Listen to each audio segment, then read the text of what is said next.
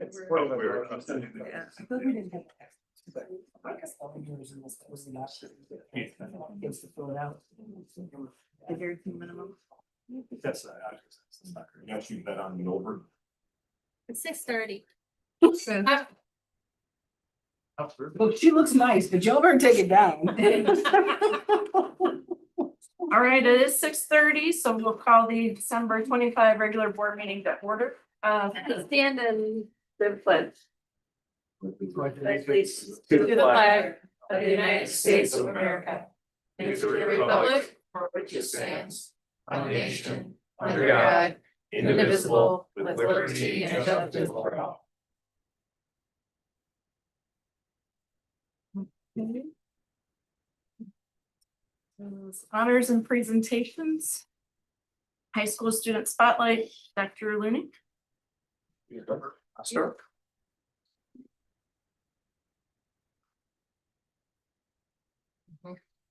You get to hear a lot from me tonight, so I'm glad I will get a break between this one and the next two.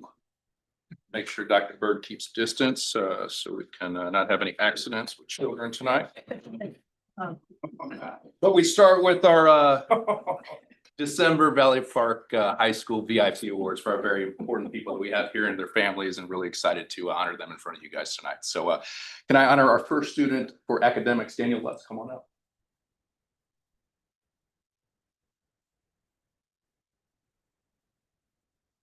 Daniel is a senior at BPHS.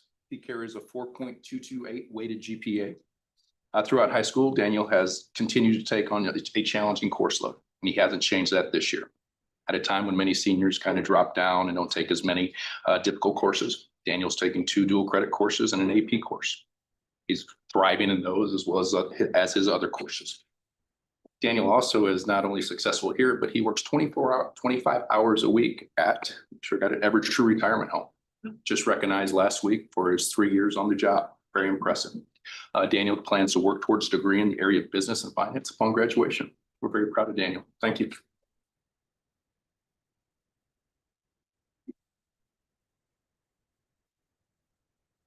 Our next student we'd like to honor with our award for character is Aiden Pappan. Come on, Aiden.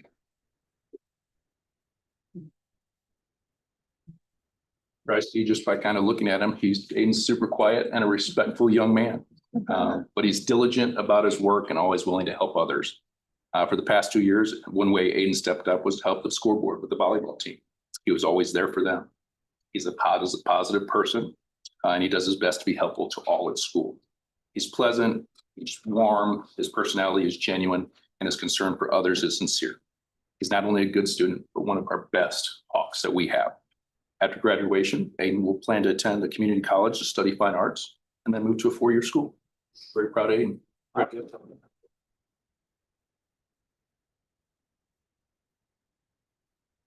And last but not least, for activities, we have Aubrey Dibble step up.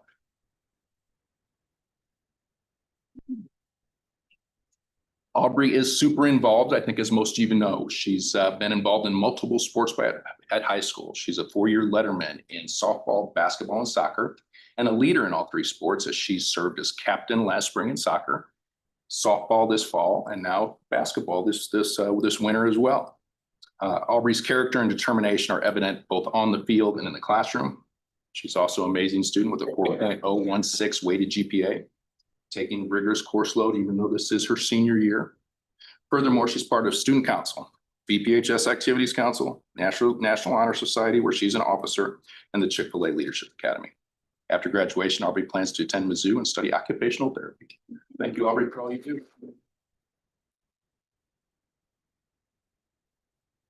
Thank you. You bet.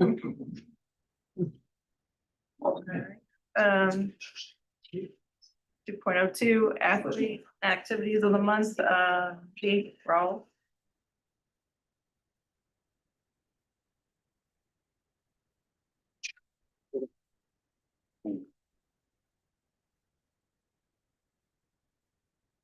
All right, we're here to honor a couple of our athletes of the month from December.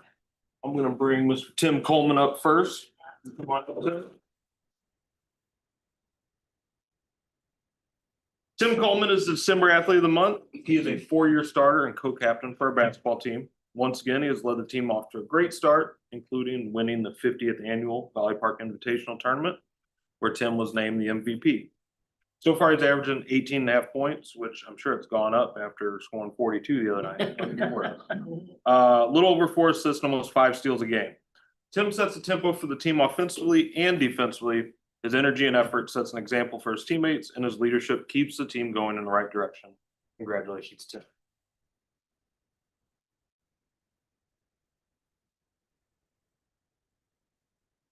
One of our great cheerleaders, Miss Peyton Smith. Congratulations to Peyton Smith, junior cheerleader, on being named December Athlete of the Month. Her positive energy, leadership, and dedication shine at every event, and she represents Valley Park Athletics with pride.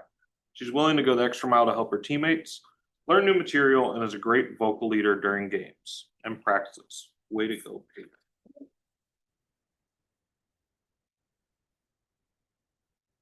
Mind control this? Yes. As controlled as I can. Maybe.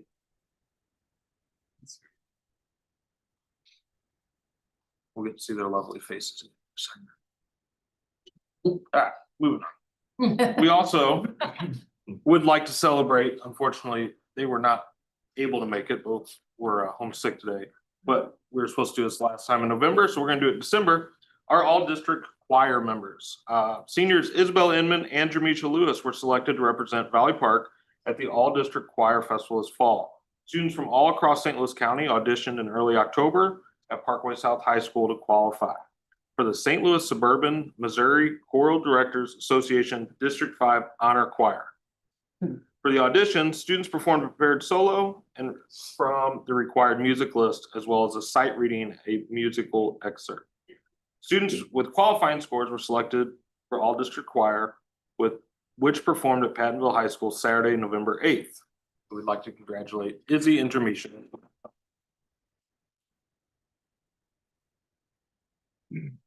Some celebrations. Like I said earlier with Tim, our varsity boys did win the 50th Valley Park Invitational.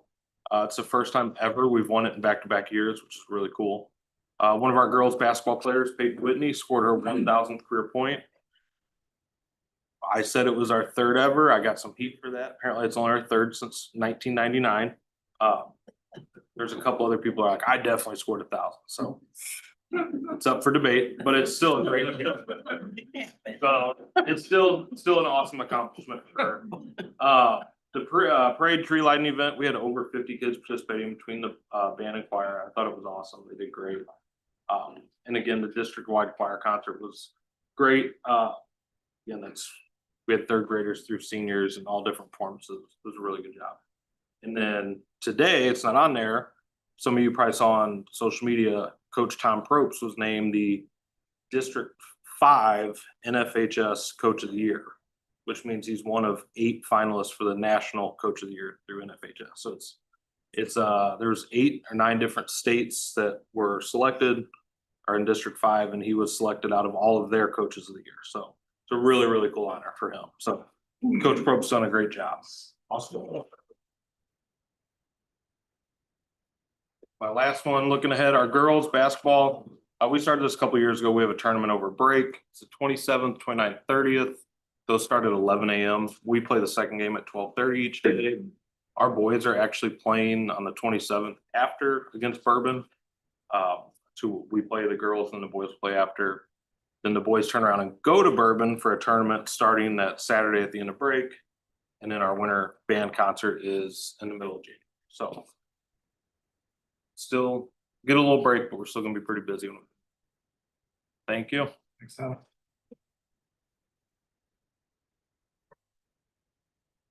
Hey, Dr. Looning.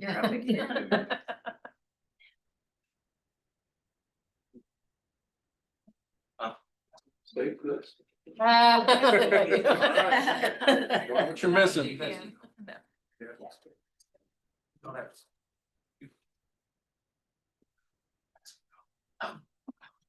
I was just kidding. You don't have to succumb to the peer pressure. It's okay. Well, it's a great opportunity for me to stand up in front of you tonight and share kind of our first semester highlights, some of the challenges we're facing and some of the commitments, and then kind of looking ahead to second semester, what we're up to. I hope you guys know that you see in our work every day that we really focus on every student, making sure they're connected, making sure they're challenged, and making sure they're future ready. So as we kind of talk about some of the great things that happen throughout the first semester, the first thing I get to start with is our academic performance. I know Dr. Brown will talk a lot about this in a bit, so I won't steal most of her stuff, but the high school, through our annual performance review with the state, we scored 98.5 out of a 100-point scale. Pretty darn impressive. It just shows that our systems in place, our strong teaching through tier 1 instruction, our assessment alignment, our students' dedication and perseverance through some tough times, and then our community's ability to push our students is really showing, and we're so proud of that. I was shocked to see that score, and now we're trying. How do we continue to improve on that score? So we got 1.5 to go, so we got to figure it out. Some really cool celebrations that we had too at college and career stuff that we did in the fall. We had our Explore You Day. Our Explore You Day shows some real world industry professionals come in, and we had 20 of them this year who shared their stories, shared their journeys, talked about their roles and their professions. Our students chose 5 of the 20 speakers to hear about, and they learned quite a bit. And we hope they maybe have a little bit of a guide to what they want to think about post-secondary through that Explore You Day. We continue to have our college and military reps on campus weekly. It gives our students, individual opportunities to meet or small group opportunities to learn more about post-secondary opportunities for them. We're excited. I think you guys are aware. We're continuing to work with the Missouri College Advising Corps. We had Miss Lamana, we had Miss Nizam, and now we have Mr. Stock. So we're very excited. He's doing the same type of things, but he continues to build skills with our college application process. He directly contacts our parents to help build relationships there. And he hosted a Washington University FAFSA workshop at the parent-teacher conferences. Dr. Cook led the 10th grade transcript kind of review with our sophomores to kind of show them where they're, progressing credit-wise, where they're at graduation progress-wise, and then kind of talk about the classes that they should be taking to help prepare them for the post-secondary goals. Climate and culture, just a lot of fun stuff that we continue to do, as well as some, kind of interesting activities that are helping, I think, build the climate and culture at Valley Park High School. We had our fall pep assembly behind our activities and our athletics there. Our National Honor Society has joined the Student Reward Program. Kids who earn 0 tardies, 0 behavior referrals, they get a piece of candy or a cafe card to get them a free piece of pizza or nachos each month. They're also sponsoring, they've got a bunch of gift cards from some different local restaurants and companies in the start of second semester, based on some spring assessments, based on honor roll, based on perfect attendance. Students will put their names in a raffle and they'll win some of these cool prizes. So again, trying to show that the kids who consistently do the things they're supposed to do will get rewarded. Win time additions, very cool stuff. Kids were clamoring for some more stuff to do. So we got them 2 ping pong tables. We have one in the cafeteria and one in the commons. So play ping pong every day, fun stuff for them.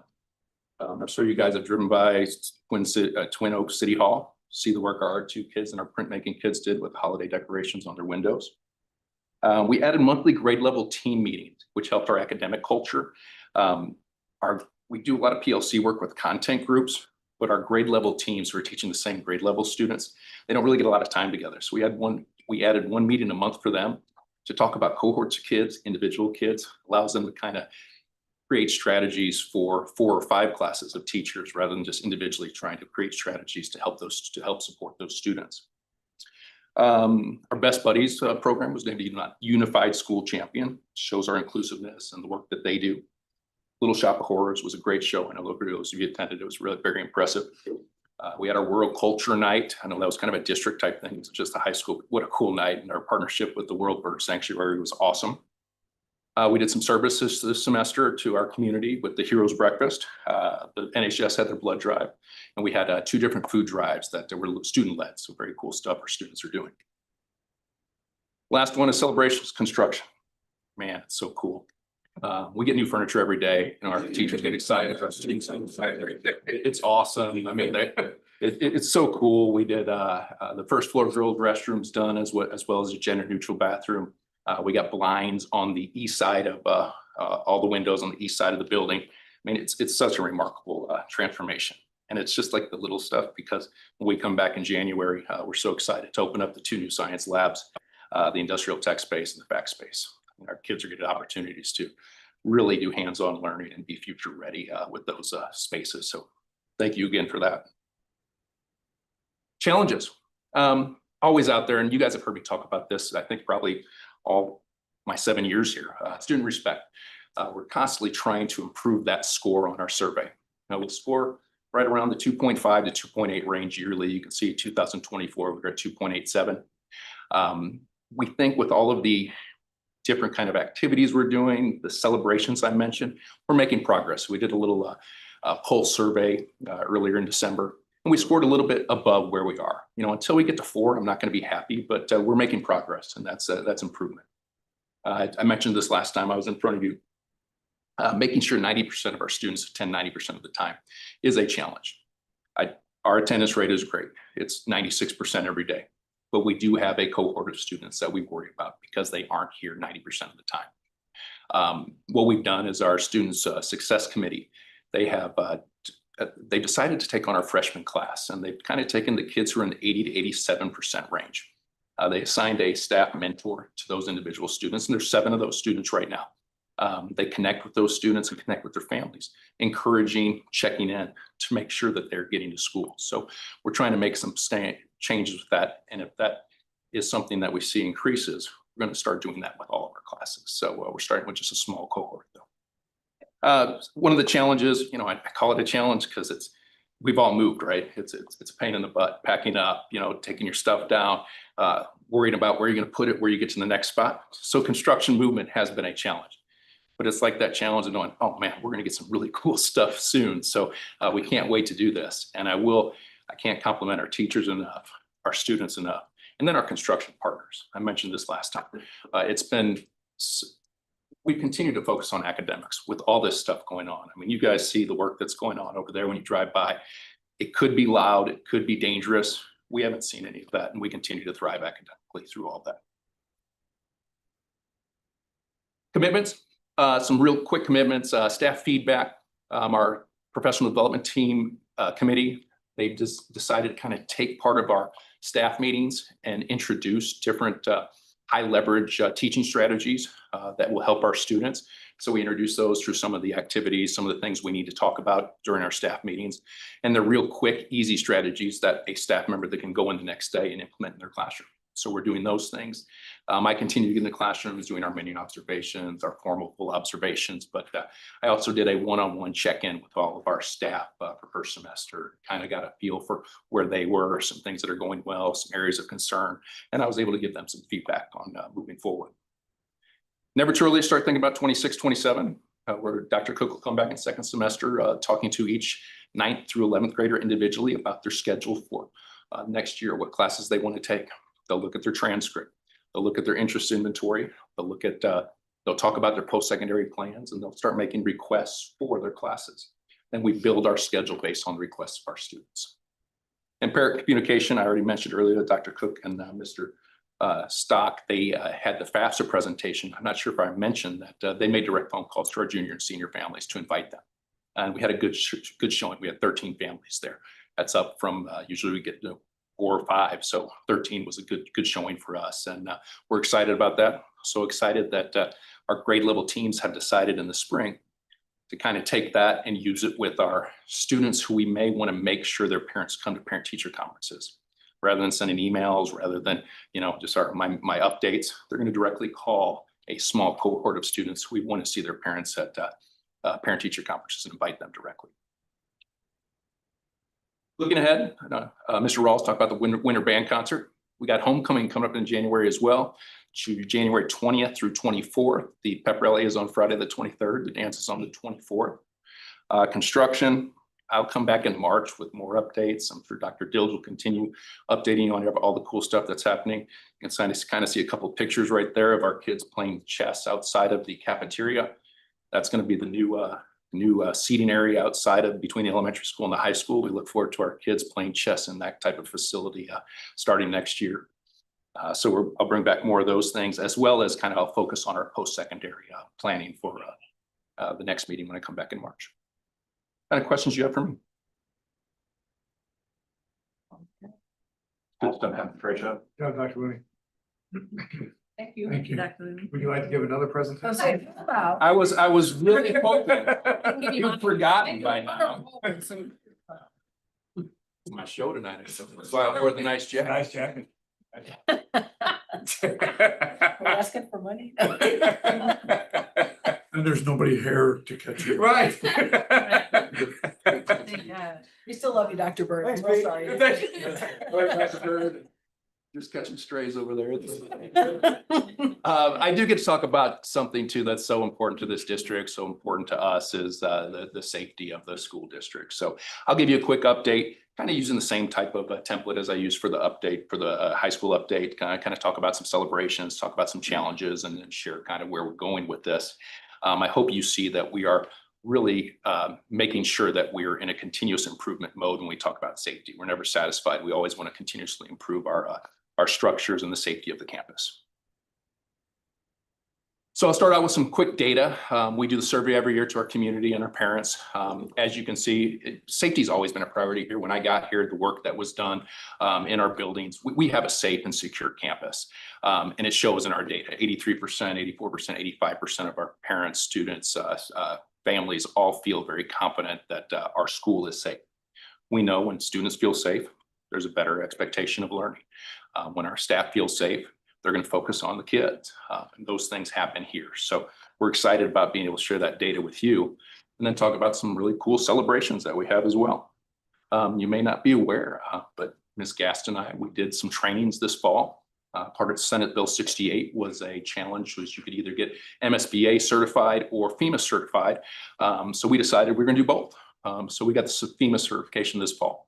We learned quite a bit. It was a challenging online program, but we did receive our certification and we feel more prepared in case there was a big type of emergency in our area. We updated our safety procedures in all of our handbooks across the district, making sure that we are consistent and clear with our expectations across the district. I'm happy to report we've completed all of our scheduled drills so far this year. And our acting SRO earlier in this year, Officer Hessling, he gave a really good safety presentation to all the high school kids. Talked about how to react and how to make sure you're taking care of yourself as well as others in an emergency situation, not only here, but across something happened to you outside of campus. So he did a great job with that. Still the 2 years now with the no cell phones and now with them not at all. We still have to collect some cell phones, weekly, but it's not crazy. It's not a burden. And I'm happy to report engagement seems to be higher. There's more talking in the cafeteria during lunches. It's a very different scene. And I know our teachers see more engagement in the classroom as well. You can see a picture of our new permanent SRO, Mackenzie Sherenzek. I think I got that right. I asked her about it this morning. She has a previous SRO experience. We're happy she's here. She's jumped right in. She fits in great with our team. And she continues to kind of ask questions and learn the area. Through Prop B, through our operating fund, we're so thankful that we have been able to invest in more safety updates and upgrades. So some of that is the security film that's on all our windows across campus now. We know that is a deterrent. It'll give our first responders a little bit more time to get here. It's kind of deter some people to get in, bad guys to get into our buildings. We still use hall pass. A great item that, we know who's in our buildings, we know what time they got there, they know what time they leave, and it also gives them a background check. So we know if there's somebody who's flagged who shouldn't be here. You guys, last spring, we adopted our canine drug policy. We've been working with our new SRO as well as St. Louis County Police, and we're going to have some dates in the spring that they'll come visit us. So again, we're looking forward to using that option. So thank you for that. District-wide security locks. We now have interior locks on all of our doors on our campus. High school still not quite done yet. That'll be done with the completion of the construction. You've seen, I think, the new sidewalk to our SOAR building across the street. Safety upgrade, getting kids back and forth safely over there is important. So we make sure that was taken care of. The lighting and the signage from the high school lot over to the main campus is really much improved and a very helpful security and safety improvement. We updated all of our emergency maps. You guys know that if there's a bad guy here, that our first responders need to know where they need to go, and they have to have updated maps. So we updated, make sure our maps are up to date and accurate, especially with all the construction that's going on. The first responders have those in their hands so they would know where to go when they get here. Kind of a celebration and challenges. Senate Bill 68. I will say one of the big celebrations was as our team kind of really dug into it. 90% of the stuff that was in it, we're already proactively ahead of the curve on those things. So we felt really good then about it, kind of, verified the cool stuff we've already done. What I will say though is, it's kind of complex. It's wordy in places, it's vague in others. So it's kind of hard to interpret exactly what they want us to do and what they need us to do. Then a major challenge, I think, as you guys in this position know, it was not funded. So all these things are coming out of our operational budget, which they are great things that need to happen. So we just have to make sure we're using our resources wisely. Moving on to some commitments. This is Ms. Gastonai's second year in this position, so we are learning, so continue to be patient with us. Safety is a major priority for us, and we will continue to learn through this. You can see that we'll be at the certification. We'll get certified in February at the MSBA conference in Columbia. Jamie has done a great job. She goes to the public information officer meetings. That's where regional leaders meet. They talk about if there was an emergency situation, how they would react, and then there's some tabletop exercises as well. Jamie brings those back and we discuss them and figure out how they can help us improve our safety procedures here. Looking ahead, a lot of cool stuff. Fireproof doors will be installed at the middle school this spring. Water safety testing program. So we're going to be one of the pilot schools in Missouri, and this is a funded program where we know that students are putting things in their body that they shouldn't. We're going to learn a lot about it because they're going to test our wastewater, and they're going to look at it and tell us what's going into their bodies. I don't know what it's going to be. It's kind of we looked at it and said, man, this could really give us some great data that can help educate our kids, to help set up trainings if we need them, also educate our community as well. So we're excited, and that is a funded program that the state is offering, and we're one of the pilot school districts. We'll be at the MSBA Safety Conference. And the last thing, this summer, the main parking lot safety upgrades. I can't get our kids to walk on the sidewalks, guys. I've tried, I've bribed them, I've punished them, I've done everything I can, and they're the quickest to, to the gym, to the band room is point A to point B, right? Not going to do the sidewalk regardless of what we do. I'm excited to see the main lot upgrades for safety purposes. We're going to have gates at both the entrances, so we're going to be able to vet who's coming in and out. They're certainly going to repave and do all the cool stuff there, but we're also getting new lighting. It's going to look great. Our evening events, we know how dark it is in that parking lot. We know the walkways are dark as well. They're going to upgrade the lighting in all our walkways as well. So I am super excited about the main parking lot safety stuff. We don't need cars just running or driving on our campus randomly. We will know who's in and who's out. So it's a major step for us. Wish you guys a happy holiday. Do you have any questions for me? Anything else you want to share? That's all I got tonight. We're killing them. Thank you, Dr. Money. Thanks, Thank you, Dr. Dr. Thank you.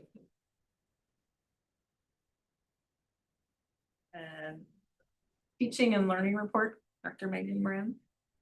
Hi, everybody.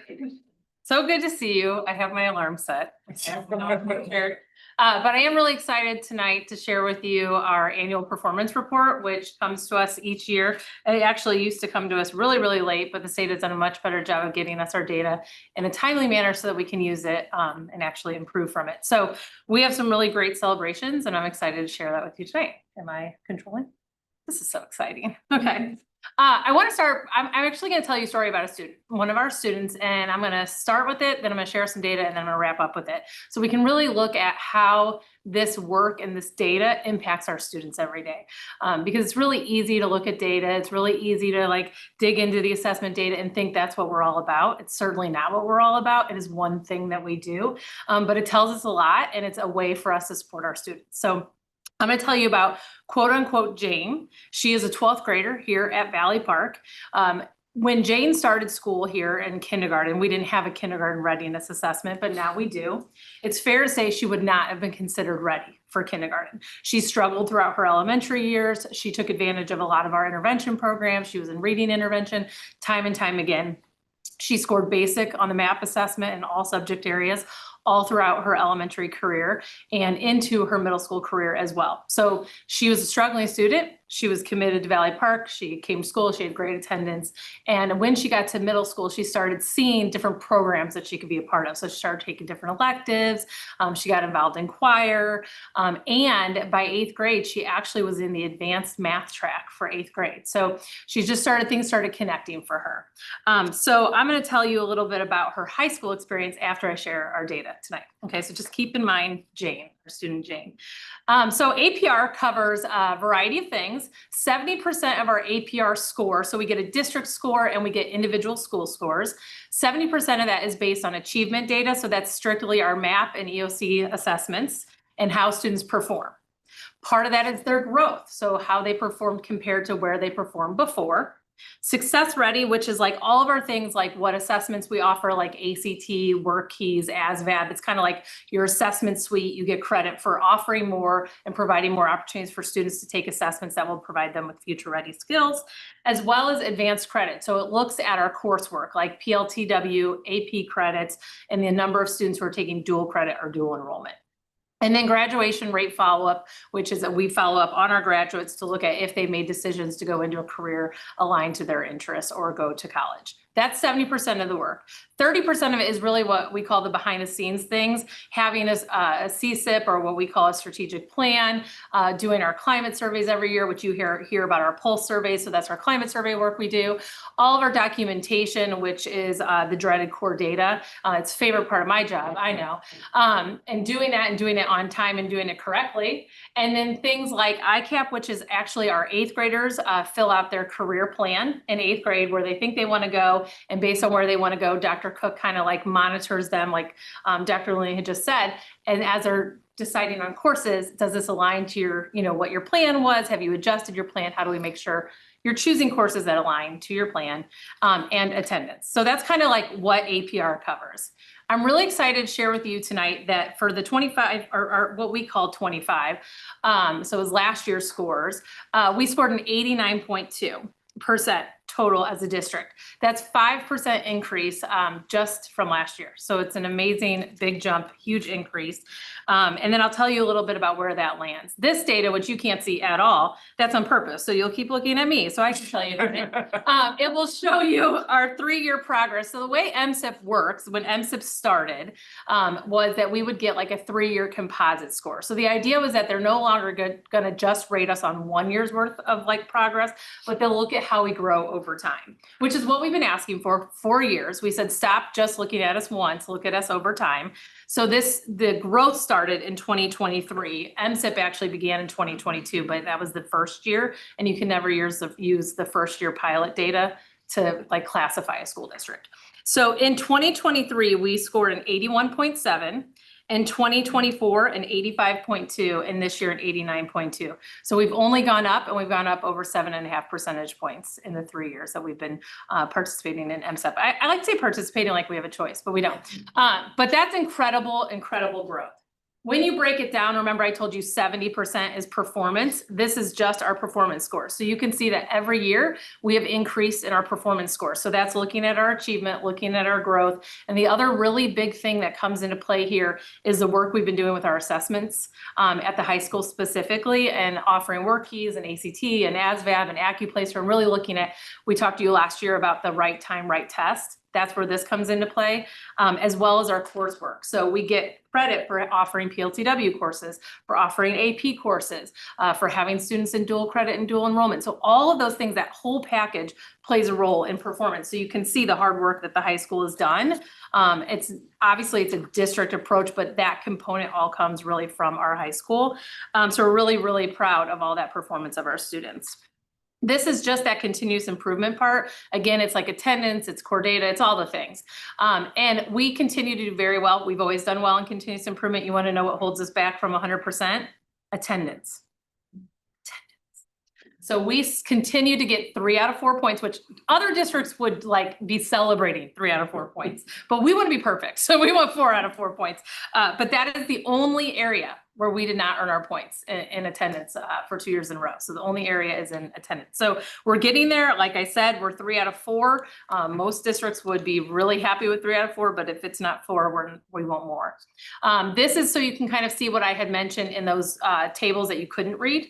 Here it is in a chart so you can see a little bit better our 3-year district APR improvement. Like I said, the 7.5% increase. So you always love to see the bars going like that. What I think is really neat to see is how we compare to others in the state. So again, you can't see this, that's on purpose, but there's over 550 districts in our state, and we rank ourselves kind of compared to everybody else in the district. We don't put a lot on this, but we always like to kind of know where are we falling and like, is that in line with where we want to be? So we fell in the top 25% with an 89.2. We were 0.8 percentage points away from being in the top 12%. The state, because a 90 would have gotten us into the top 12%. So, I mean, obviously being in top 25 is amazing. It just tells us that we're giving our students what they need and deserve, and that our teachers are working their tails off to make sure that happens. But we're like right on that line of 90%. So that was really exciting to see. This is our growth as school. So like I had mentioned, we get a district score and then we also get school scores. All of the scores are based on all the same things. So if you look at elementary, it's based on MAP scores, attendance, all the things we kind of had mentioned. Middle school, same thing. And then high school obviously is EOCs, attendance, and then you add in all that like college career readiness assessment scores. So you can kind of see where we are. We've had some growth, we've had some dips, then we have growth again. But we're really, really excited to show you, like Ryan had mentioned, a 98% from the high school is pretty phenomenal. It's actually 98.2, but this graph won't let me put in a 0.2, and I just think that's rude because it counts, okay? But I mean, that's pretty amazing. A million high schools in this state would give a lot to be at a 98%. We thought we were doing really well last year with 91%. So it just really goes to show that work again, like we had mentioned. I do want to highlight our middle school. They had a 16 percentage point increase in 1 year. That's almost unheard of. And as you've heard from Ms. Siren and as you've heard from the teachers, they've done so much work around PLCs, around assessments, around really aligning their curriculum to standards. And you can just see that work is coming to fruition. The elementary school is really going to see the plight of the growth model. So the way the growth model works is it can work for you and it can work a little bit against you.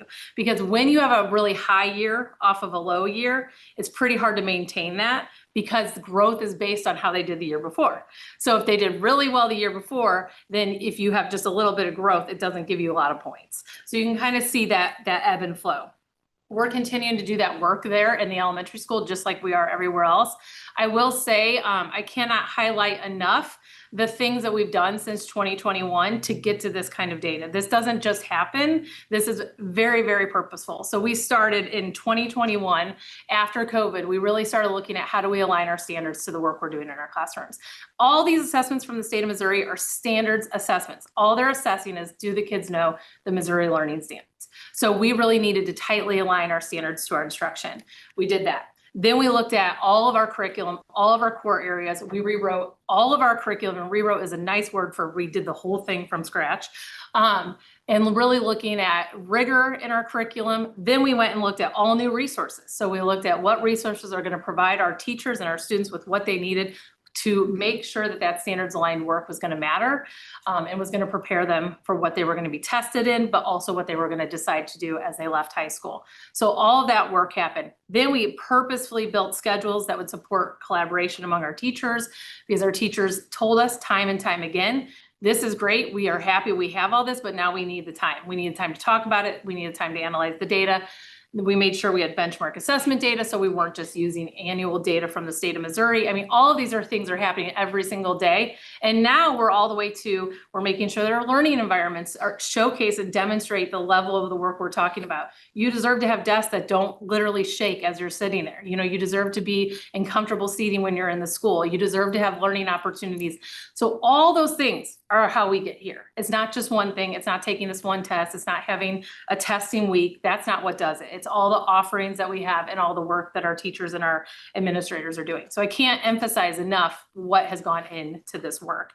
This just kind of shows you over time. I included 2022, which was the pilot year, just so you could kind of see that work. Again, it doesn't count towards our composite, but I wanted you to see that pilot year and then some trend lines. So you can kind of see when we're just been going increase, like the high school, as well as the district overall, and then how that growth model kind of works. One of the things that the APR gives us is it shows us by subject area how we're doing, and this is how it ranks us. Blue is good. So blue means that we're on target. Green is on track. Yellow is approaching and orange is emerging. So we're looking for green and blues. That's what we look for in teaching and learning, to know that we're kind of hitting our mark in all of the things. I'm really excited to show you in the district in 2025, we hit all green and blues. Last year, we had one area that we were still approaching in, and that was science for our student groups. And we accomplished that this year as well. So we're right on track with where we should be in all of our subject areas. Another really small graph that you can't see, but what's circled here is all the areas where we showed growth. So where we went up from the year before. So I'll tell you these since you can't see them. Language arts, we went up in growth in all students and growth in student groups. Student groups are students who they may have an IEP, or they come with a language minority, or they have free and reduced lunch, so they're coming from poverty. So those kids actually count double because we count them in our general attendance as well as in our student groups. So we're wanting to make sure we're meeting all of their needs. We went up in science in all areas, and we went up in Success Ready, which again is that like college career readiness assessment work that we were doing and our course offerings at the high school. This just shows you that we still haven't hit attendance. That's all it shows. I'm leaving. Okay. So what are we going to do from here? So we are so pleased with the work that our teachers and our students are doing. We're so excited about the offerings we're able to have with the programming and the coursework, and just the support that we've had from the board with all of our crazy ideas in teaching and learning. But we're not going to stop here. Like, we're not at 100. So we're going to keep on going. We definitely know that we have areas of growth. We're looking very closely at how we're supporting those grade levels and those classrooms with that curriculum. Our elementary teachers should be definitely applauded. They have had all new curriculum. Every single year, they've had a new curriculum. And in elementary, you teach every subject. So you don't get to just have ELA curriculum. One year they have ELA, one year they have math, one year they have science, one year they have social studies. So they're balancing all new things. So we know that they're going to tighten that ship up, and you're going to start seeing that growth. But we're going to continue to support professional learning communities. We know our teachers deserve and need collaboration time. They need the data to be able to really analyze where the kids are in real time versus just this data that's already over from May. We're going to continue to build our instructional framework. We've been kind of talking about that for the past couple of years. We have a team of teachers and administrators who've been creating our framework, which is really going to provide our teachers with evidence-based strategies. So we've done all the curriculum, the resources, et cetera. Now we're getting down to the nitty-gritty of how do you teach it, and what are some ways you can teach this differently. So we're working on that. And then we're going to continue to build what we call assessment-capable learners. That's not our phrase, it's a professional phrase, but the idea behind assessment capable learners is that our kids need to be able to know where they are, where they need to go next, what they're learning, why they're learning it, and how they're going to apply it. If we don't do those things, then these are just scores. So we're going to keep working in those areas. So I want to go back to Jane, our 12th grader. So Jane, our 12th grader, is a senior in high school, right? And the things I can tell you about Jane since that experience she's had all the way from elementary all the way to now, she's shown a 4% increase in ACT based on we provide the ACT in freshman year, sophomore year, junior year. So she's seen a 4% increase. She's taken AP courses. She goes to South Tech. So she's getting our career technical experiences. She has a major role in vocal music. She takes dual credit classes. She's taken classes in the business strand. She is future ready. And that is what this is all about.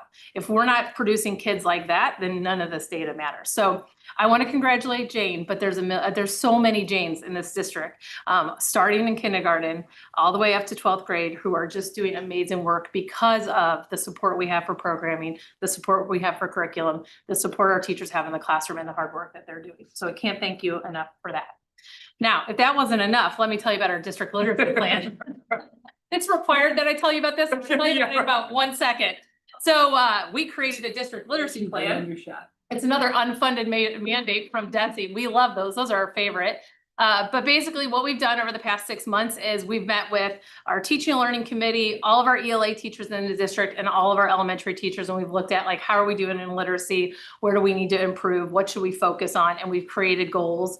And now we have those goals. And the goals are mostly focused on like depth and breadth of content. So like we have the things, we have the resources, we have the curriculum, we have the time, we have all the things. So now we just have to dig deeper and get stronger in those areas so that we're supporting our students even more in the areas of reading and really looking at that vertical alignment now so that we're looking at like if I have a 5th grader and they're going into 6th grade, are we preparing them for where they need to be in 6th grade? And then our second goal is kind of related to what I just had said, which was building those assessment capable learners and making sure that our kids are monitoring their work, their goal setting, they know where they are, they're taking benchmark assessments seriously, and they're monitoring their work. So those are our goals around our district. Now you can click on that link tonight, you guys, and you can read the like 30 page. Tim said it was the favorite thing he's read all year, the district literacy Not link. exactly. So It's a mere 30. that's what I heard, guys. That's what I heard. But I do want to thank you so much. I'm so proud of our administrators here in this room, all of our teachers, our parents, our students. I mean, it takes a full community to do the work that we're doing,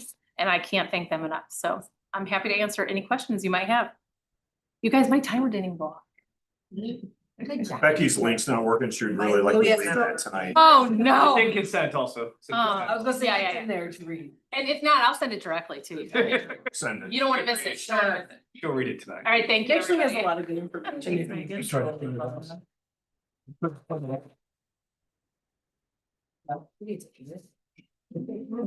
After. All right, item 3.01, approval of the agenda. Can I get a motion to approve the agenda? I'll second. All those in favor, very good. We've already started. I. Any opposed? Okay. All right.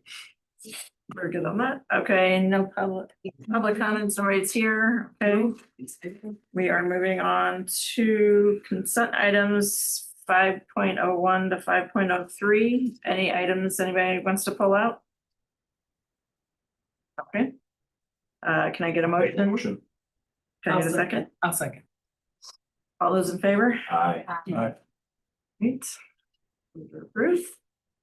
And let's see, action item 6.01, GMP soccer field track and sewer improvements, Dr. Dill. Tonight, we're excited to bring to you the guaranteed maximum price agreement for our upgrade and expansion of the soccer field, the addition of a 2-lane rubberized track, and some reconstruction of some broken and not working properly sewer lines around our middle school this evening. We're very excited. We came in 150,000 under our pre-bid estimate. We had a really highly competitive process. Over 50 different subcontractors participated in this. We're really excited not only to improve this for our athletic teams, soccer and track, of course, but also what it means for our PE, our health, our recess opportunities, and just giving our kids more healthy wellness type opportunities to continue to grow and to continue to add everything else that we've talked about throughout Prop B, but also our academics and our culture and climate improvements here. Every one of the subcontractors is 100% union affiliated. And so our recommendation this evening is that the board approve the soccer, track, and sewer agreements as presented.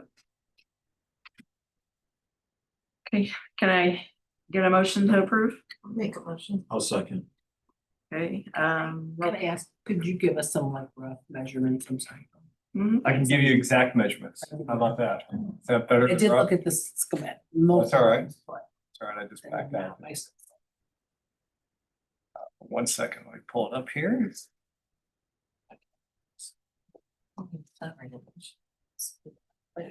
Like having soccer fields. Yeah. It's regulation size for a 9v9. Obviously, we play 11v11 at the high school level, but that's the largest. One of the things I was tasked with when we did this was trying to make it as big as possible. So it's much bigger than kind of the stamp out there. It'll have full air irrigation, sprinkler system, etc.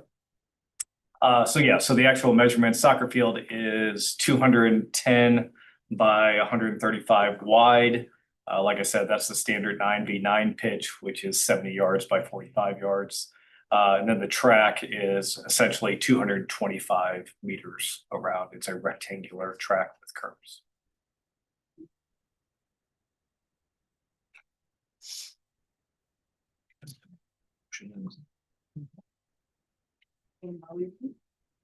Any other questions?